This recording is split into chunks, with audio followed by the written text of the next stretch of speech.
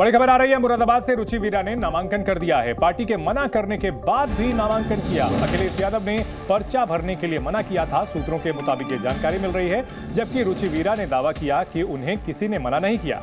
मुरादाबाद से एसटी हसन है समाजवादी पार्टी उम्मीदवार। तो समाजवादी पार्टी के दो उम्मीदवार, एसटी हसन ने नामांकन कर दिया, रुचि वीरा ने भी नामांकन कर दिया। अब बड़ा सवाल है कि पार्टी का आधिकारिक उम्मीदवार कौन रहेगा, क्योंकि रुचि वीरा की ओर से यह कहा जा रहा है कि उन्हें किसी ने पर्चा भरने से, नामांकन करने से मना नहीं किया।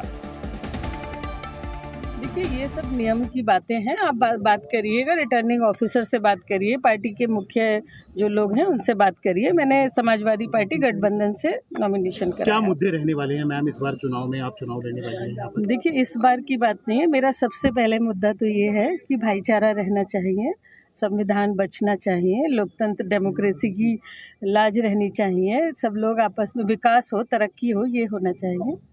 क्या कहना चाहेंगी राष्ट्रीय अध्यक्ष जी के लिए? आजम धन्यवाद कहना चाहूँगी, शुक्रिया कहना चाहूँगी। बिल्कुल, आजम खां के जिस तरीके से उन्होंने काम किया है रामपुर में या पूरी बैंक में, वही सब काम अब जारी रहेंगे? बिल्कुल रहेंगे, दुआ करिए, इंशाअल्लाह। जी मीडिया संवाददाता विवेक त्रिपाठी इस बड़ी खबर पर हमारे साथ जुड़ चुके हैं। विवेक, पार्टी 1 उम्मीदवार 2, कहा यह जा रहा था कि इनको मना किया गया था, लेकिन फिर भी इन्होंने अपना पर्चा दाखिल कर दिया। आखिरकार आधिकारिक उम्मीदवार है कौन? देखिए, मुरादाबाद में बड़ा खेल हो गया। एक तो रुचि वीरा ने नामांकन किया, उसके पहले एसटी हसन नामांकन कर चुके थे। दोनों को ही सिंबल भी अलॉट किए गए थे। और समाजवादी पार्टी में पहली बार नहीं है, इसके पहले भी कई बार ऐसा हुआ कि जब एक ही विधानसभा चुनाव हो या लोकसभा चुनाव हो, कई कैंडिडेट को सिंबल दे दिया जाता है। हालांकि अभी जो सूत्रों के हवाले से खबर आ रही है कि एसटी हसन ने अपना सिंबल वापस कर दिया है, रिटर्निंग ऑफिसर को लिखकर दे दिया है कि वो समाजवादी पार्टी के सिंबल से चुनाव नहीं लड़ेंगे। ये सबसे लेटेस्ट खबर अभी आई है जी मीडिया के पास कि एसटी हसन सिंबल पर चुनाव नहीं लड़ेंगे, अब वो निर्दलीय चुनाव मैदान में है। हालांकि अभी भी समाजवादी पार्टी के पास एक मौका है, नामांकन पत्रों की जब तक जांच होगी तब तक कोई ना कोई सिंबल पार्टी किसी न किसी से सिंबल वापस ले सकती है। एक और मौका तब होगा जब नाम वापसी का दिन होगा, यानी अंतिम तारीख नाम वापसी की। अगर कोई कैंडिडेट अपना नाम वापस ले लेता है दोनों सिंबल में से, तो एक ही अधिकृत कैंडिडेट माना जाएगा। लेकिन अब नया डेवलपमेंट जो आया है मुरादाबाद से, मुरादाबाद में एसटी हसन ने कुछ देर पहले ही, जो सूत्रों के हवाले से जानकारी आ रही है, समाजवादी पार्टी के सोर्सेज बता रहे हैं कि वहां उन्होंने अपना सिंबल वापस कर दिया है और कहा है रिटर्निंग ऑफिसर को। विवेक, ये तो बहुत बड़ी खबर हो गई कि एसटी हसन ने अपना सिंबल वापस कर दिया है, यानी माना जाए कि रुचि वीरा ही समाजवादी पार्टी की फिर तो इकलौती उम्मीदवार बचेगी। तो क्या यह माना जाए, जो कहा जा रहा था कि अखिलेश यादव ने रुचि वीरा को नामांकन करने के लिए मना किया है, वो खबर जो है पूरी सत्य नहीं थी?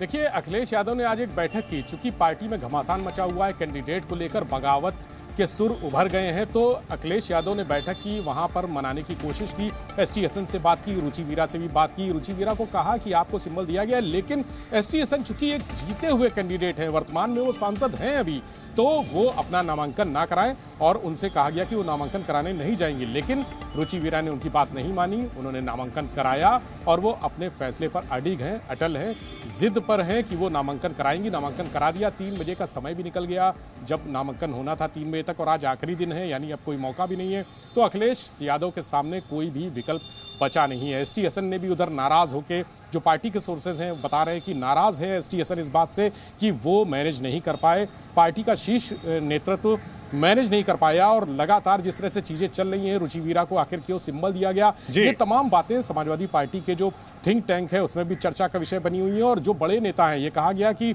100 से ज्यादा नेताओं की ड्यूटी लगाई थी अखिलेश यादव ने कि वहां पर जाकर जो चुनावी समीकरण है वो गड़बड़ाए ना, रुचि वीरा और एसटी हसन के बीच में फंस कर कहीं ये सीट हाथ से ना निकल जाए, क्योंकि अखिलेश यादव इस सीट को जीता हुआ अभी भी मान रहे हैं। तो उनका मानना है कि 2019 में जो उन्होंने जीती थी, जब मोदी की लहर थी, उस समय वो जीती हुई सीट थी, तो अब इसको कैसे रिटेन करना है, बरकरार रखना है, उसके लिए एसटी हसन। विवेक, यहाँ सवाल तो यही उठता है कि आखिरकार एसटी हसन जब जीते हुए उम्मीदवार थे, तो फिर रुचि वीरा कहां से सीन में आ गई? अगर एसटी हसन जो है वो जीते हुए उम्मीदवार थे और अखिलेश यादव चाहते थे ये सीट रिटेन की जाए, तो फिर अचानक से रुचि वीरा की एंट्री ये बताती है कि पार्टी में अंदर खाने सब कुछ नहीं चल रहा है।